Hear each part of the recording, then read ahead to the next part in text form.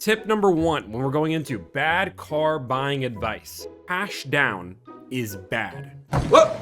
Do not put cash down. Putting cash down towards your loan, all of that is doing is taking down the amount you are loaning from the bank and decreasing it. It's that simple. The way to avoid this is just to make sure you look over all your paperwork. Confirm if you put $10,000 cash down that the price is right. Confirm the numbers you agreed to are the numbers you agreed to. Double check your cash down. It is not a bad thing to put cash down. It is actually a good situation. Number two, bad car buying advice. This one I hear all the time. This has been mainstream for a while. Hide your trade. What? So the best way to negotiate this is you do want to tell the dealership you have a trade, but don't negotiate it up front. How I normally say is, hey, I do have a trade. I've looked at it with multiple different sources like Carvana, CarMax, so I have an idea what it's worth. We can talk about that in a minute. I'm more focused on the price of the car and my out the door number, and we'll figure out the trade after if we decide to trade it with you guys. This lets the dealership know that we have a trade. They have the opportunity to win that trade, and I promise you it gives you a leg up in negotiations. The third worst car buying advice that I see, and this used to be popular about 5 years ago, and it kind of went downhill with COVID, and now it's starting to creep a comeback, and that is email letters or call scripts. Dealerships do not want to deal with these email scripts. They don't want to see somebody say, you need to get back to me by Tuesday at 4 p.m. Otherwise, I'll pick another dealership. And Riding with Integrity does says it right. Some people don't like to hear this, but it's the truth. Dealerships want to build a relationship and a rapport with people. They want to have that relationship. So yeah, maybe they lose money on this deal, but they know that if they made their life easy, there's the potential for more business. Dealerships do have a long-term way of thinking. You can do this all via text and via email. That's not what I'm saying. What I'm saying is don't use a script. They don't normally work. They're not the most effective. Fourth one here is using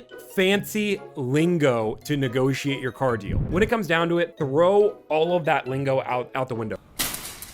You are not trying to work at a dealership. You are not trying to run a dealership, and you are not trying to understand the dealership life. You're trying to buy a car. If you start telling a dealership how to do their job, when you're at your job and somebody says, well, I'm pretty sure you're doing that wrong. Let me tell you how to do it right. How do you react? But the final worst bit of advice that I hear all the time is your presence is power. Sorry, this is a load of BS.